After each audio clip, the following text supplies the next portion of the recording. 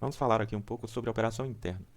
Dentro do sistema, nós temos o cadastro de operação interna. Aqui no menu de operação interna, operações internas.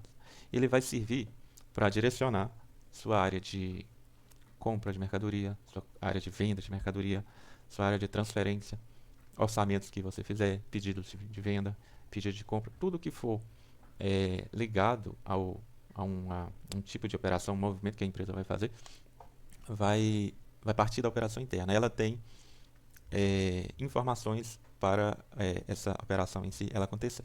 Então, aqui eu não tenho nenhuma, né, cadastrada. Vou clicar no novo aqui e nós vamos ver quais são os campos aqui que a gente tem disponível. Empresa, aqui seria a descrição, né? Por exemplo, compra de mercadorias. Isso aqui seria uma operação interna. Finalidade, eu tenho várias finalidades aqui. Primeira, finalidade compra e venda, seria nesse exemplo aqui, está correto, compra de mercadorias. Mas podemos ter transferências, remessas, devoluções, ajustes, se é complementar, bonificação ou despesa. Né? A gente vai falar sobre cada uma delas mais para frente. Mas isso é o que vai tornar essa operação interna específica para uma dessas situações aí. O tipo de operação, se é entrada ou saída, o tipo de finalidade, se é para consumidor final, aí você seleciona um item do cadastro de tipo de finalidades. O tipo de preço, se vai usar preço de custo ou preço de tabela, né? Isso seria mais utilizado em operações de transferência, por exemplo, transferência entre filiais. Você pode usar aqui o preço de custo para poder puxar, né? Se você for fazer uma nota fiscal, ele já vai trazer esse preço. Se vai movimentar estoque, né? Sim ou não. E se vai movimentar o seu estoque próprio ou estoque de terceiro, né? Temos situações onde o movimento do estoque ele pode ser feito ou não, e se a mercadoria é sua ou não também, você pode movimentar estoque de terceiro ou o terceiro movimenta seu estoque. Então, tem todas essas opções aí. Se vai alterar custo, né? Isso é importante. Compra de mercadoria normalmente altera custo, você deixa marcado. Dados fiscais, isso aqui já é permissão de NFE. Né? Aqui você põe a natureza da operação, que é aquela mesma natureza que vai sair escrito lá no documento fiscal. Indicador de presença. No caso de entrada, né, você vai calcular a antecipação de CMS. Temos aqui umas configurações de composição da base de cálculo. Você ainda pode configurar aqui a base de cálculo, né, quais os campos que somam, quais que não somam, para poder montar a base de cálculo para cada um desses tributos. Já vai padrão aqui, né? Você só vai mexer se for alguma orientação de uma contabilidade específica, assim. Para notas fiscais de despesa, você coloca aqui um grupo fiscal específico, né? É bom vocês verem como é que funciona o grupo fiscal, para depois selecionar essa opção aqui. É porque a nota fiscal de despesa é comunicação, telecomunicação, é, gás, energia, então se você não tem um cadastro de produto aqui, que você vincula o grupo fiscal. Então você cria o grupo fiscal lá, faz a configuração dos tributos, e aqui você só seleciona para essa operação interna. Né? Vamos supor que eu fosse fazer uma operação interna aqui de energia elétrica. Né? Eu teria um grupo fiscal voltado para energia elétrica, e dois, né? Um para o PIS/COFINS e um para o ICMS. E aqui eu ia selecionar esse grupo fiscal. Dados de proposta, né? Isso aqui seria no caso se eu fosse fazer a operação é, de venda, né? Eu posso usar em orçamento e pedido ou orçamento e ordem de serviço. Aqui, se eu quero fazer algumas travas, né? Para quando o usuário o vendedor estiver fazendo as propostas lá, se para esse tipo de proposta, se ele vai, por exemplo, limitar o vendedor a não deixar sei lá, 10 propostas, eu colocaria um 10 aqui, 10 propostas abertas antes de criar novas propostas, né? Porque isso para não deixar o vendedor começar a fazer coisas lá e não finalizar as vendas, né? Então tem esse limite. Tem limite de tempo também. A gente tem aqui o tempo máximo de propostas abertas, que funciona da mesma forma, né? Ele abriu uma proposta uma semana atrás, se você colocar um limite aqui de 5 dias, ele vai ter de resolver aquela proposta que está aberta lá, para depois continuar a criar novas, né?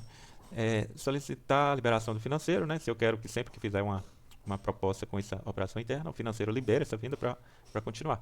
Solicitar a liberação do gerente. Se eu quero usar essa proposta, essa operação interna, como venda condicional, né? Isso aí é muito utilizado em loja de roupas. Então, aqui eu marcaria sim, venda condicional. E aqui eu teria de ter uma operação interna para entrada e outra para saída. Isso para fazer as remessas, né? A gente tem lá a situação, né? Se você vai sair com a mercadoria da empresa, você tem que fazer a remessa, fazer a nota fiscal de remessa para a saída dessas mercadorias. Então aqui você vincula essa saída de remessa. E quando o cliente devolve algumas peças, que ele não vai ficar com essas mercadorias, aqui você vincula a operação interna da remessa de devolução, né? Então você tem de ter essas operações internas de remessa de saída e de remessa de entrada, né? Já previamente configurados antes de fazer a operação interna da venda condicional. E, por fim, aqui o tipo de item, né? Então, essa operação interna ela se aplica a quais tipos de itens? Então, a gente pode configurar aqui, né? Se é conjugada, vai ser produto e serviço ao mesmo tempo. Isso usava-se muito naquelas notas de bloco, né? Hoje é mais difícil você visualizar isso.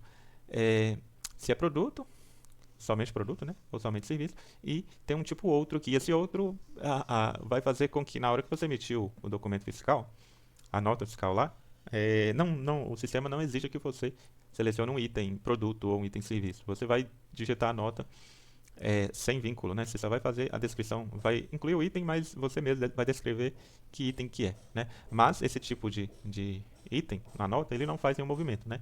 Não está movimentando um produto, não tá se referindo a um serviço. Então, é só uma emissão de um documento fiscal para o sistema.